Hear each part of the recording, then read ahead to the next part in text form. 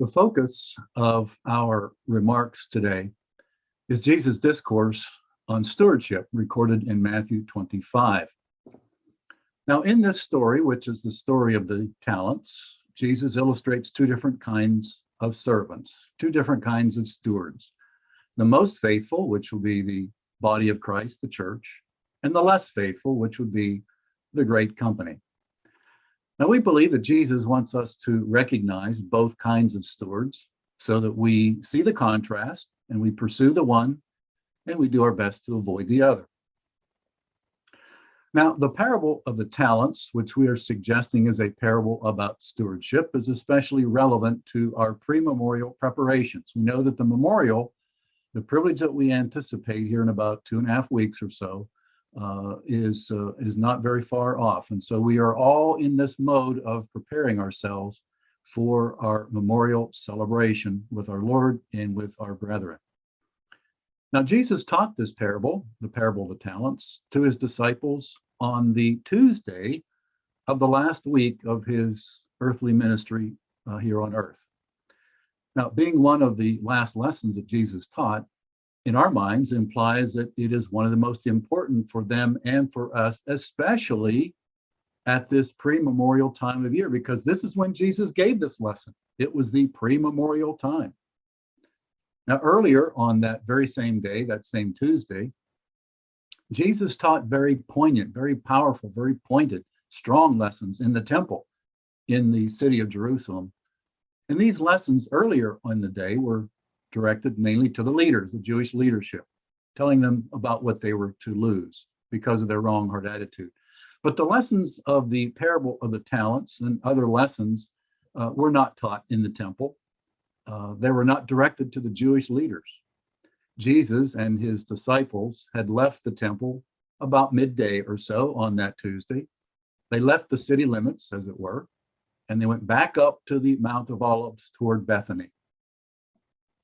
Now, it was while on the Mount of Olives, which we know gives you a commanding view, if you're looking to the west from the Mount of Olives, of the city of Jerusalem, including the temple.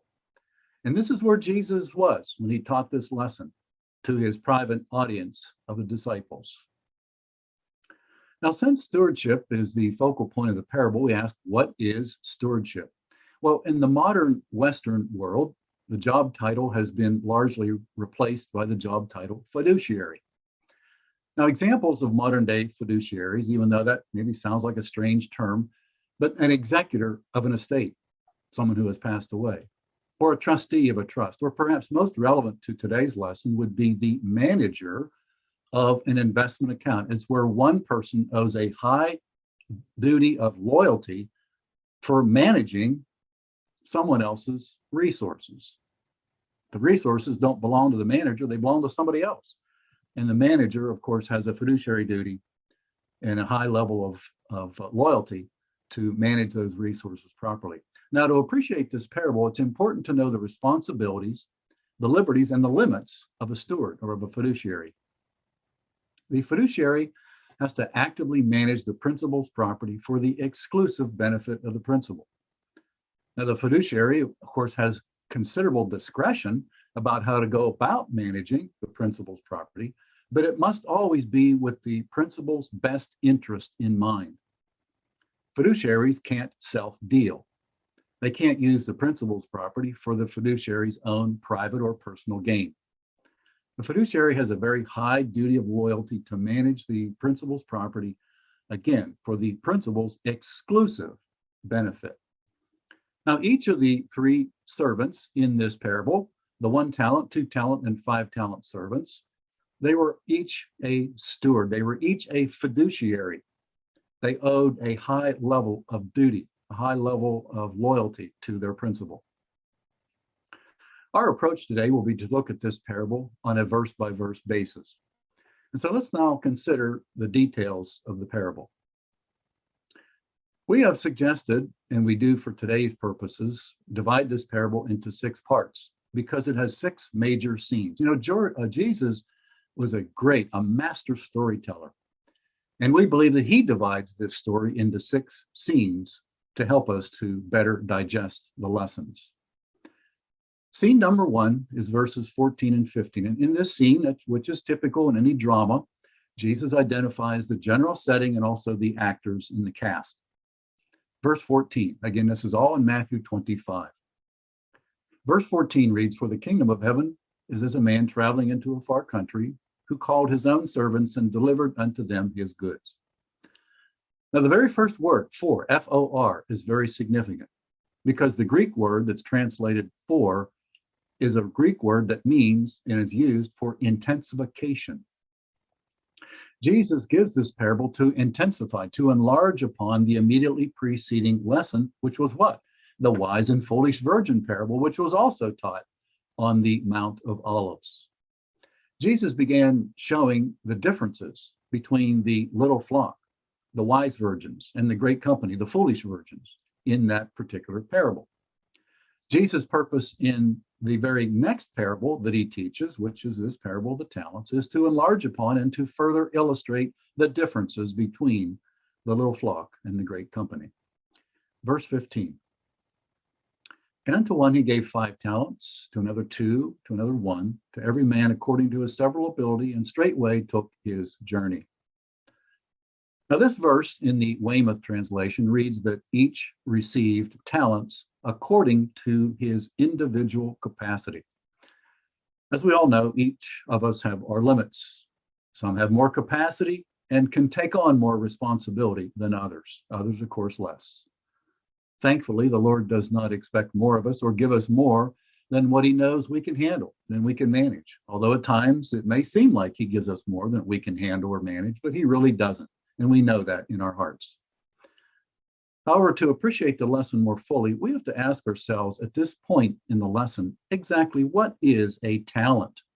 What does it look like? What's it comprised of? Well, let's talk about what it's not. A literal ancient talent is not a monetary coin. It's not bullion. It's not a brick of silver. It's a stone. It's a specific weight made of stone. Revelation 16:21 refers to this when it talks about great hail having the weight of a talent. That's a stone. A talent stone was put on one side of a balance scale to determine the value of the precious metals that were placed on the other side of that balance scale. By trading based on weights, one could determine the value of a wide variety of objects of the same nature. So 1 talent of silver might be a wide variety of silver coins or other silver objects to determine the total value. So it can be a mixed bag of objects of similar character on one side of the balance beam and the weight stone on the other. And that would determine the value of the collective group of objects that was on this balance scale. The fact that a talent stone represented a variety of objects is why Jesus did not use coins in this parable. You know, Jesus could have said that each servant received so many shekels or so many denarius or other coins, but he didn't use coins at all. The talent stone is one solid object, but it represents a variety of large and small objects of value.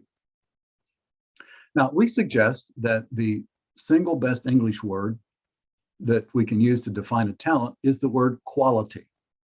Talents are simply qualities. A talent is comprised of any and every quality that a consecrated Christian can use to serve God. Qualities that can be used to serve God fall into 2 broad groups, either spiritual qualities or natural qualities. A spiritual talent or quality is comprised of things like meekness, gentleness, patience, agape love, and so on. The fruit of the Spirit, that's a spiritual talent. That's a spiritual quality. Each of us possess more or less of these godlike qualities that we can use, and we do use in God's service. A natural talent or a natural quality is comprised of things like education. How much education do we have? What is our monetary wealth? How about intelligence or IQ or our speaking ability? These are all things that we can and do use to serve the Lord, but they're along the natural line. Each of us, of course, possess more or less of these natural qualities that we can use to serve. Now, we should not think of a talent as being limited to this high-level, rare, special skill that only a very few people in the world have. We should not think of talents in that way at all. Again, a talent is any spiritual or natural quality that can be harnessed to serve God, to serve his cause. Now, what is it that's meant by the difference in this parable of the different number of talents? Again, we have one with one with two, and one with five. Why the different numbers? Well, we believe that it indicates two different things. First of all, the different numbers can represent the difference in the variety of talents that a particular servant may have, or it can represent the degree of development, the level of development of those qualities. Let's look at each one of these aspects separately. First, the variety aspect, and then second, we'll look at the degree of development aspect. The 5-talent servant represents one who has a larger variety of natural and spiritual qualities. The 2-talented servant represents one who has a smaller variety of natural and spiritual qualities. And the 1-talented servant represents one who has the smallest variety of natural and spiritual qualities. So the 5-talent servant here represents one having a wider variety of natural and spiritual qualities than do the 2 or the 1-talent servants. The 5, the 2, and the 1 talents can also represent the degree of development of a person's particular qualities. Especially do these differences in the number of talents represent the difference in the development of spiritual qualities. The 5-talent servant represents one who is further developed in the graces of the Spirit than the other 2. The degree of fruit development is what is particularly represented by the talent increases. Remember that 1 talent, the 1 servant went from 2 talents to 4, and the other one went from 5 to 10. So we think that the increase in the talent is especially representative of the degree, the increased degree of fruit development. Let's go to scene number 2. This is verses 16 through 18. In this scene, we learn what each servant did with their qualities, their talents. Verses 16 through 18. Then he that had received the 5 talents went and traded with the same and made them 5 other talents. And likewise, he that had 2 gained also other 2. But he that had received 1 went and digged in the earth and hid his Lord's money. The 5-talent servant and the 2-talent servant went out and they traded with their talents. They traded with their qualities. And to trade with them means that they used them. They worked with them. They employed them. They utilized them. They invested them. And each of them got a good return. Each of them got a 100% return on their investment, from 2 to 4 and 5 to 10. The talent gains represent the increase or growth in spiritual qualities, the fruits of the Spirit, as we mentioned a moment ago. The talent growth enabled the 5-talent servant to achieve a greater work than the 2-talent servant, because he had more to work with. He had more to work with, more to utilize, and therefore could actually do additional work. In contrast, the 5-talent and the 2-talent gains do not represent more natural qualities. We're not talking here about somebody doubling their IQ or doubling their education level or doubling the amount of money they have in the bank. You know, Jesus is not teaching a prosperity gospel here. He's not saying that God is going to double your IQ or your bank account if you faithfully serve him. He's not saying that at all. Although some natural qualities could certainly grow as we use them, perhaps along the lines of experiences or maybe education, natural education as a result of our experiences. But the lesson here is to use all of our natural and spiritual qualities to grow spiritually. That's the point. That's why we're given these qualities. The 1-talent servant, of course, did not invest his talent for spiritual purposes, and consequently, he gained nothing. He buried his talent in the earth. He was not interested in serving the master's business.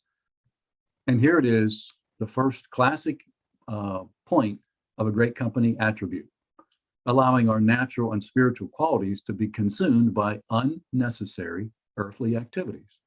You know, we all have earthly obligations, every one of us. But we must try not to let our qualities be spent solely on earthly things, especially on unnecessary earthly things. Spiritual growth only results if we make some effort to use our qualities to serve the master's business. Scene number 3, verses 19 to 23. Here we see the Lord has returned. Two of the servants give their account and they get their reward. Verses 19 to 21. After a long time, the Lord of those servants cometh and reckoneth with them. And so he that had received 5 talents came and brought the other 5 talents, saying, Lord, thou deliverest unto me 5 talents. Behold, I have gained thee 5 talents more. His Lord said unto him, Well done, thou good and faithful servant. Thou hast been faithful over a few things. I will make thee ruler over many things. Enter thou into the joy of thy Lord. Now, as we know, our Lord returned in the fall of 1874. He raised the sleeping saints in 1878, and there began reckoning with his servants. Verse 19 to the end of this parable, we believe, represents the time from 1874 until both the church and the great company are finished. Now, notice here that the Lord did not give any of the servants specific instructions as to exactly what to do with their talents or how to use them or how to invest them. He didn't say to one servant, well, I want you to put 10% of your qualities or use 10% of your qualities to do this task, or 30% to do this task, or 40% to do this task. No, the Lord gave each of these servants considerable liberty. And the Lord gives us qualities, and he gives us a lot of liberty to decide how we use our qualities to serve. He doesn't give us a bunch of mechanical instructions and tell us exactly what we must do. Liberty, we think, is a major test of our loyalty. The 5-talent servant represents a church member who achieved the maximum character growth from the use of his qualities. The church's reward is not just one thing, as pointed out in this parable. The church's reward is really one reward, but it is one reward of 2 different parts. And Jesus mentions that, as we just read. It's, first of all, rulership, and secondly, it's joy. Each church member's faithful service gains them a higher service by being granted a royal seat on the throne with Jesus, as we read in Revelation 3:21. But a seat on Jesus' throne is only one part of this reward. The church's crown is not some kind of a trophy that just sits idly on the heads of the church members. No, not at all. The church's crown is our entrance. It's our ticket, if you will, into the joys, the fullness of the joy of the Lord. And what is that joy? Well, we can probably describe it in different ways, but one of the ways is that it's the joy of using the position that we've just been given of being on the throne with our Lord, of restoring God-likeness to every single person who desires to be restored in due time. That's quite a joy, of restoring the world of mankind. Verses 22 and 23. He also that had received 2 talents came and said, Lord, thou deliverest unto me 2 talents. Behold, I have gained 2 other talents beside them. His Lord said unto him, Well done, good and faithful servant. Thou hast been faithful over a few things. I will make thee ruler over many things. Enter thou into the joy of thy Lord. Now, the 2-talent servant represents a church member who also achieved maximum character growth from the use of his qualities, which were lesser than the 5-talent servant. But still, he achieved maximum growth from what he had to work with. Notice that the Lord's commendation and his reward that are given to this 2-talent servant is identical to that which was given to the 5-talent servant. Rulership and joy. The 5-talent and the 2-talent servant start and they end with a different variety or different degree of qualities, but they end up with the same reward. Now, the lesson here we think is powerful. The lesson is that the unequally talented can be equally faithful with others who have and use more qualities. That's a real reassurance to each of us who feel that we have much fewer qualities than many others. Our having fewer qualities can be just as faithful as one having a larger variety or a larger degree of qualities. Is a wonderful reassurance. Let's talk about an example along this line. Our faithfulness is not based on how many hours that we served or the results that we accomplished. As has already been mentioned earlier today, when we are at our very best, we are unprofitable unprofitable servants. Our faithfulness is judged on how many available hours that we had to serve and how we use or how we tried to use those hours to serve. If we had 2 hours to serve, let's say, and we used them faithfully, we are just as faithful in the Lord's eyes as one having 5 hours who used those 5 faithfully. We know that we should never judge ourselves by what another accomplishes. For example, we know that some brethren have much more time available to prepare for ecclesia lessons than others. Some have more talent or more ability to witness or to relate to other people than others.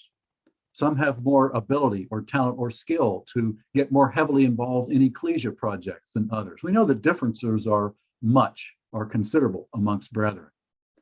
But our goal is not to look at what one does versus what another does, but our goal should be to use every quality that we have, even if it's just a little bit of a quality or qualities, to the maximum extent possible to serve. Use what we have to the very best of our ability. Scene number 4, verses 24 to 27. The one talent servant gives his account and receives his report from the Lord. Verse 24. Then he which had received the 1 talent came and said, Lord, I knew thee that thou art an hard man, reaping where thou hast not sown and gathering where thou hast not strawed. The Lord asks the 1 talent servant for his accounting. What do you have to say for yourself, 1 talent servant? And verses 24 and 25 constitute his report, his accounting. But notice how the 1 talent servant begins his report. He doesn't begin about himself at all. He turns the tables and directs his report toward the Lord. The very first thing this 1 talent servant reports is not about his own performance, but rather he focuses on his Lord, the one who gave him that 1 talent. He accuses the Lord of being harsh, being severe, being unmerciful. If we could paraphrase, it would be something like this. Lord, you expected way too much of me. You had no right to expect me to make a gain with your money. And by the way, you didn't do anything to help me. You expected me to do all the work and make the gain while you were away. So the thing that Jesus alerts us to in this parable is the great company's wrong attitude toward the Lord, their wrong attitude toward their experiences. The attitude problem is a symptom. It's a symptom that arises out of a root problem. And what is that problem? It's a lack of full love for the Lord. We're not saying that the 1 talent servant didn't love his Lord. We think he did and does. But it's a lack of full, complete love for the Lord. That's the root of the problem with the great multitude. Verse 25. And I was afraid, and went and hid thy talent in the earth. Lo, there thou hast, that is thine. In other words, here it is, I'm giving it back to you.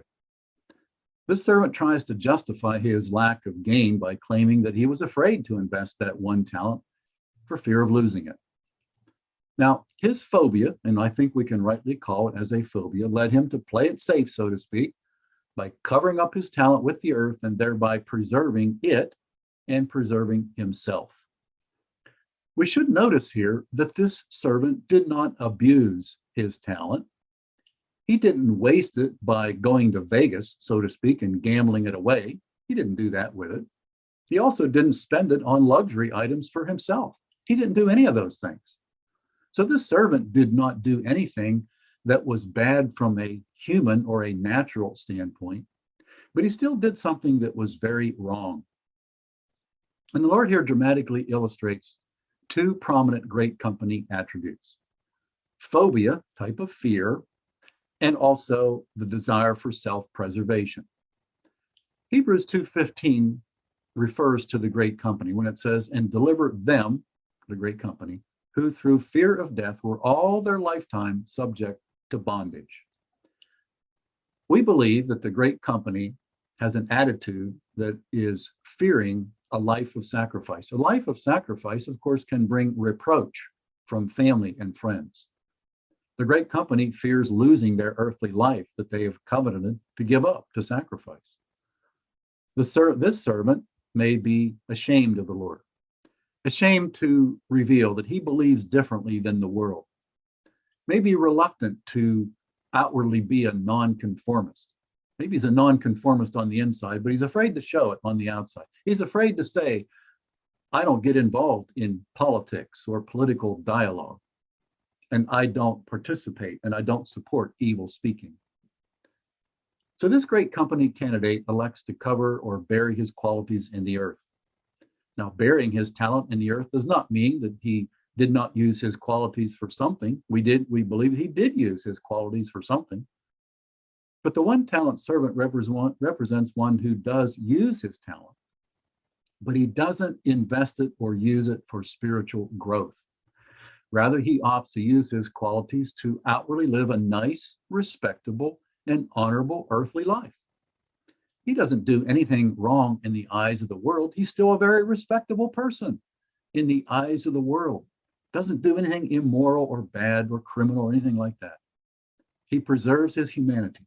He preserves his good human reputation. But notice here in verse 26 how the Lord responds. His Lord answered and said unto him, Thou wicked and slothful servant, thou knewest that I reap where I sowed not, and gather where I have not strawed. Interestingly, the Lord describes this servant as wicked and slothful. Wicked and slothful, interpreted, means culpable, blameworthy, and also lazy. He's culpable, blameworthy, and lazy. Now, that's a surprisingly stinging indictment toward one who is living a good, clean, respectable, honorable, moral life. So why such a stinging indictment against a seemingly good person? Well, the Lord wants us to know in no uncertain terms that breaching our covenant of sacrifice is serious. And he wants us to know how he views that. And that's how the great company is viewed at the point that they breach their contract. They breach their covenant of sacrifice. They're not characterized as wicked because they did anything bad or immoral or disrespectful as a human being. They did something bad from a spiritual point of view, something bad because they contracted with the Lord to give up their humanity, and then they made the election not to fulfill that commitment. Burying a talent in the earth is not an accident. Electing to live a nice earthly life is a choice that we either make to do, or it's a choice that we decide against doing. Electing to live a nice earthly life or not is a choice. Now, the Lord is saying here that the great company knows very well the terms of the covenant of sacrifice that they made with the Lord at the time that they accepted this talent. They know that all the qualities that the Lord gave them were to be used in sacrifice to serve the Lord. They know they made a commitment to give up their earthly life, their earthly reputation, their earthly comforts, their earthly resources to serve the Lord. Now, the great company knows that when they make the consecration, the Lord is going to harvest a crop that he did not sow, a crop that he did not plant. They know up front that the Lord is going to collect the crop that he did not separate from the refuse. Now, what do we mean by that? Well, the Lord is committed and focused on harvesting his crop. What is the crop that the Lord is looking for here to harvest, to gather out? It's a crop, a full crop of fully developed saints. That's what he's looking for. And so Jesus' point here is that the Lord is not going to carry out our consecration for us. He's not going to do your work for you, and he's not going to do my work for me. Granted, he carries us quite a bit, but he's not going to do it all for us. The Lord can't just hand us fully developed character. The Lord cannot develop our character by himself. We say the Lord can do anything. Well, there's really limits on that, aren't there? Because the Lord cannot develop our character against our own will. We have to cooperate. We have to do our part. We have to carry our part of the bargain. Our character can be developed only if we do our part, which is what the great company agrees to do, and then makes the election not to fulfill or to complete. Verse 27, thou oughtest therefore to have put my money to the exchangers, and then at my coming I should have received mine own with usury. Now, we highlight 2 points from this verse 27. First, Jesus is very clear And he states twice in this parable who owned and who continued to own the original talent that he gave to this particular servant. The talent was the Lord's when he gave it to the servant, and the talent remains the Lord's throughout the service by this particular servant. Also, Jesus implies here that the interest that the servant should have earned, the return on investment, also belonged to the Lord. The return on investment didn't belong to the servant. Now, how exactly should we understand this concept that gains from the servant's labor don't belong to the servant? The gains belong to the Lord, even though it was the servant's labor that produced those in the case of the 2 talent and the 5 talent servants.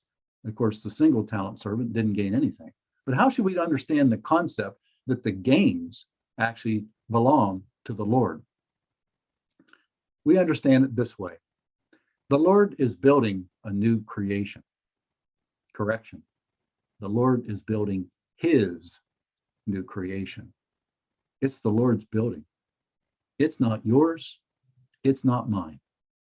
The new creation is not about just a bunch of singular individuals and their personal growth. The new creation is way bigger than any one of us individually. Much bigger.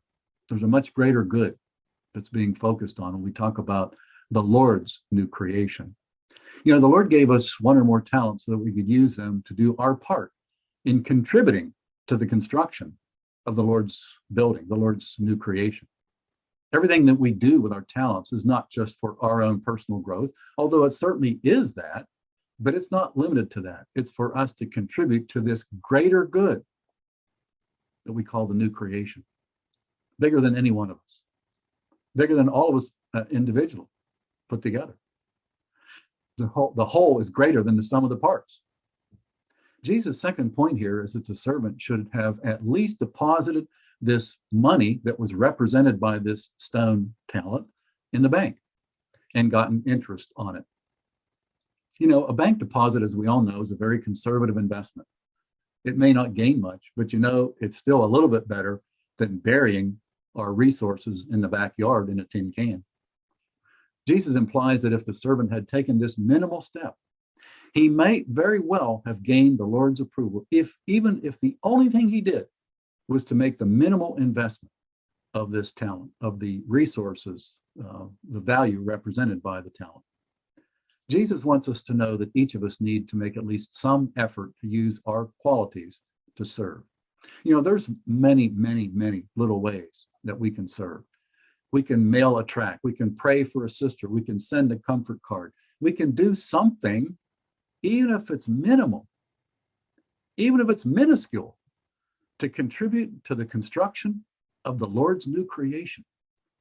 And that's what the Lord is asking each of his servants to do, to contribute to this greater good, this greater building. If our best effort to serve is only in some very, very small or minuscule way, the point of this parable, the implication is that we will still likely gain the Lord's approval, even if this minuscule effort is the best that we can do. Scene number 5, verse 28. The Lord here gives the 1 talent servant his reward. Now, in scene number 5, the Lord illustrates 2 penalties that the great company is going to experience. Verse 28, take therefore the talent from him and give it unto him which hath 10 talents. Now, when Jesus says that the 1 talented servant will lose his 1 and only talent, we don't believe that he's saying that the servant rather is going to be stripped of every natural and spiritual quality and he's going to be left with total 0 that the Lord gave him. We don't think it means that. The Lord does not cause his servant to lose his education or lose his bank account or lose every element of the grace of the Spirit that he may have. We're not saying he loses all these things, but rather the loss of that 1 talent does mean that the great company loses 2 things that's represented by the loss of this talent. First, when the Lord takes that talent, it means that the Lord takes him out of the running for the little flock. The Lord hands out talents to his servants for one purpose, and that's to become part of the bride, to contribute to this greater good.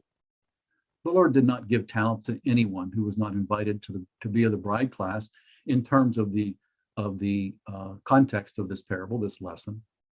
The loss of that one talent means that that one is henceforth like anyone else who the Lord never invited to be of the bride class. They're just no longer in the running. And when the Lord takes his talent, at that point, the Lord has judged him to be unworthy of the bride class. So in simple terms, the loss of the talent means that this servant has failed to make his calling and election sure. Now, the second loss that the servant experiences is that the loss of that talent means that the character growth that would have otherwise resulted had he not been unfaithful is now going to essentially be shifted to another who will develop the necessary character. Notice that the forfeited talent goes to the 10-talent servant. We believe that the 10-talent servant represents the bride. The 10-talent servant is sort of the epitome of the bride class here. Every talent in this parable stays with the bride class. The talents were given to develop the bride, as we mentioned. Every talent is connected not just with character growth, but character growth of the bride caliber. So the loss of the talent means that this one who loses this talent can no longer achieve the same superlative character as the bride. The great company does finally develop acceptable character, as we know, but they don't develop acceptable character as a bride. They develop acceptable character as a bride's maid. Big difference, as we read in Psalms chapter 45. So the great company not only loses the opportunity to be of the bride class, but the great company also loses the opportunity of achieving the bride's superlative character. That's what's represented by this one talent being taken away from the one talent servant. Scene number 6, verses 29 and 30. Here Jesus summarizes the lesson about the church and the great company. Verse 29. For unto everyone that hath shall be given, and he shall have abundance. But from him that hath not shall be taken away even that which he hath.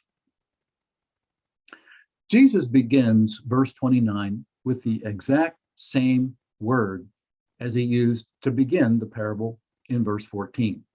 And that's the word for, F-O-R. Recall that we learned from the beginning of this parable that the word for is used to represent intensification or enlargement.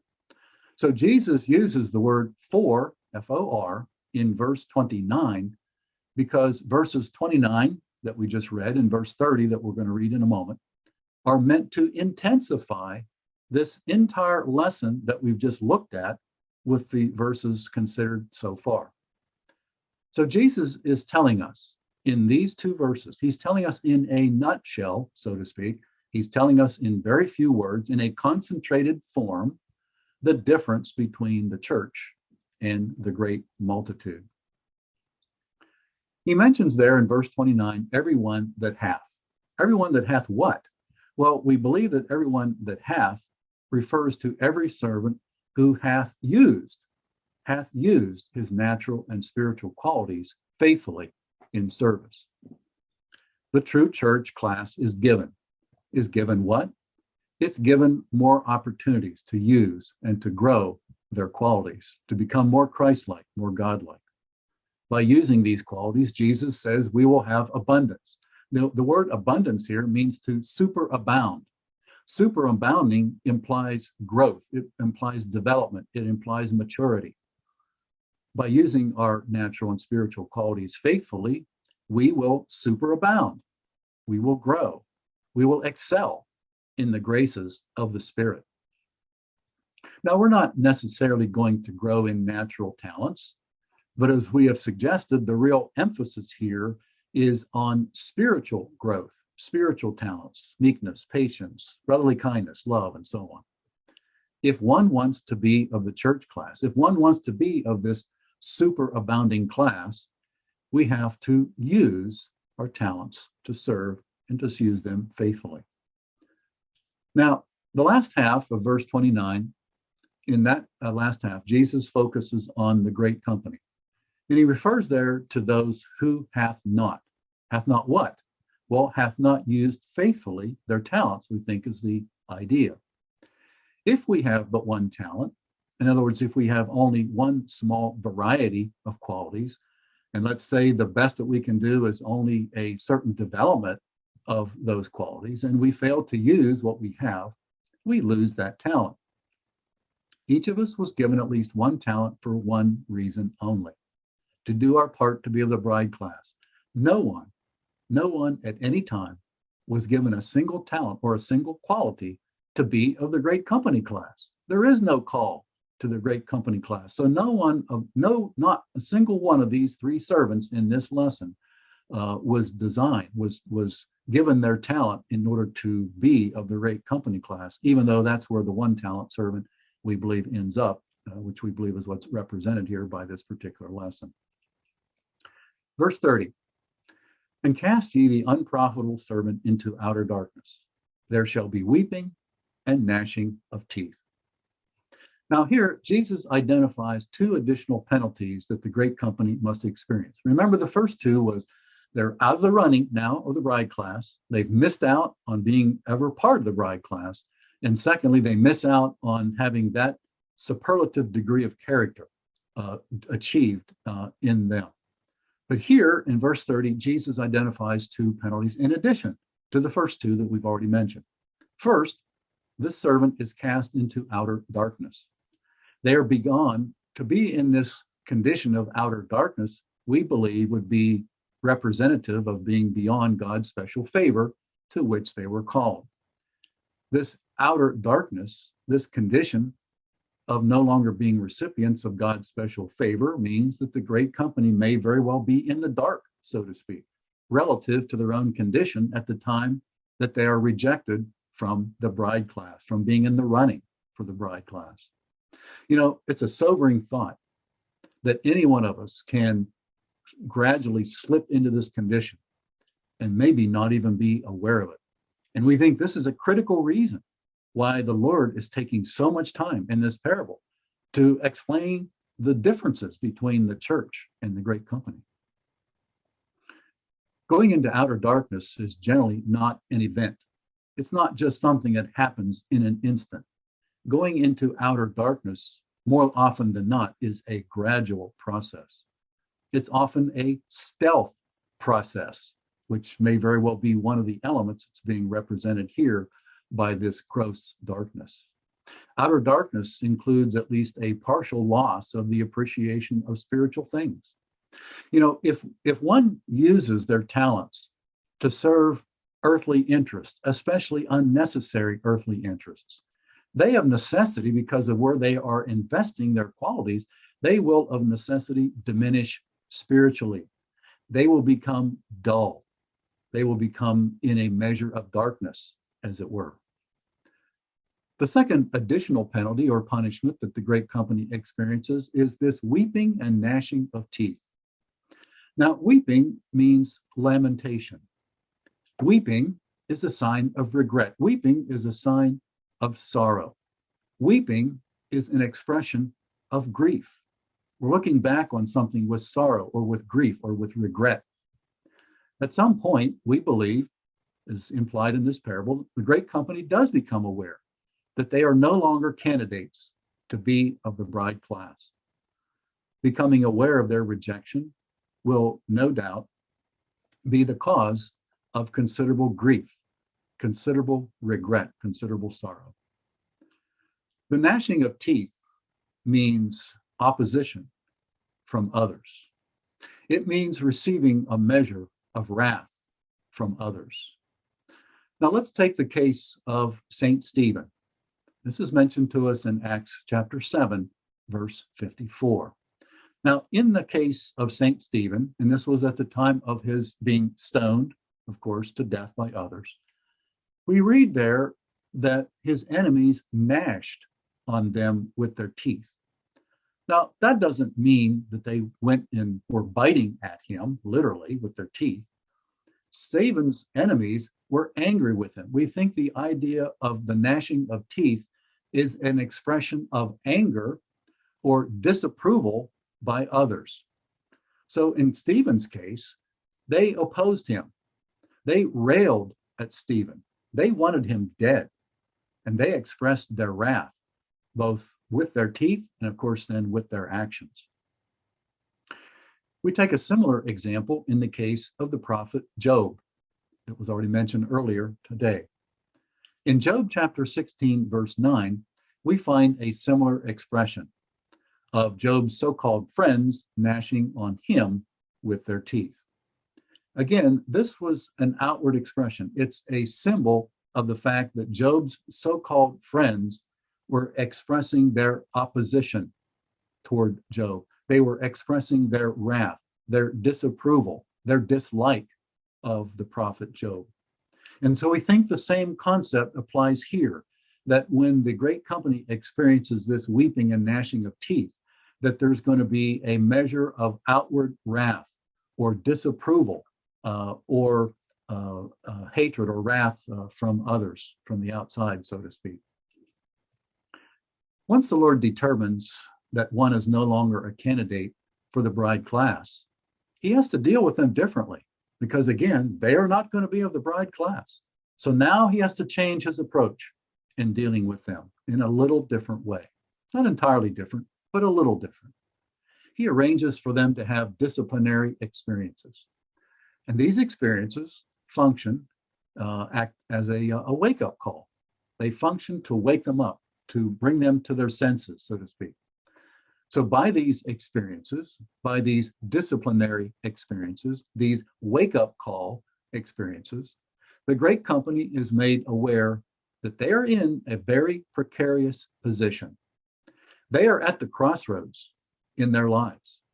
They are at the crossroads of life and death. And that's where they are. So then the great company is awakened to their precarious position. They must then make a decision. They either have to make the decision to finish their covenant of sacrifice under these disciplinary and extraordinarily difficult circumstances, or they elect to continue living the earthly life that they have selected and eventually to lose everything, to lose life entirely. So the wake-up experiences are to bring them to their senses so that they can make a conscious decision about which way that they want to go. Either complete their covenant of sacrifice or not complete the covenant of sacrifice and lose everything. They must make the decision to get serious and to wash their robes white in the blood of the Lamb, as we read in Revelation chapter 7. In other words, in plain language, the great company needs to wake up and clean up their act and finish their sacrifice if they are going to receive a favorable reward. Well, let's summarize what we've been endeavoring to say. And we're going to use a little different context for this summary. We're going to use a military context. You know, one of the fundamentals of military strategy is to never lose contact with or never lose sight of your enemy. Never lose, always know where they are and always know what they're doing. That's critical in military strategy, and that's been it since the beginning of time. If one loses contact with their enemy, or if one loses sight of their enemy, they risk being surprised, they risk being overcome, surprisingly overcome, and defeated by their enemy. And they didn't see it coming.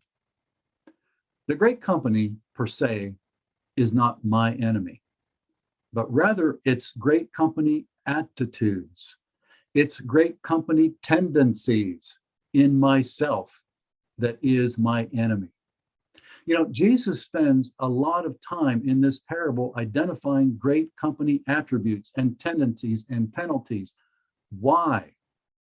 Why spend so much time talking about the great company? He spends most of the time in this entire parable talking about the great company, if you look at it in terms of the number of verses that are dedicated to the great company. And that is, we believe if one loses contact with or sight of their enemy, they risk being surprised and defeated by their enemy.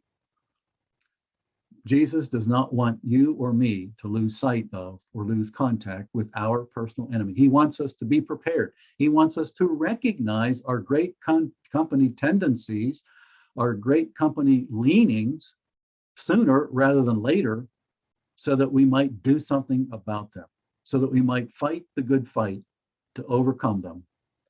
And we conclude our lesson for this time with the reading of that text that the Apostle Paul gives us in 1 Timothy 6:12. Fight the good fight of faith, lay hold upon eternal life, whereunto thou art also called, and hast professed a good profession before many witnesses.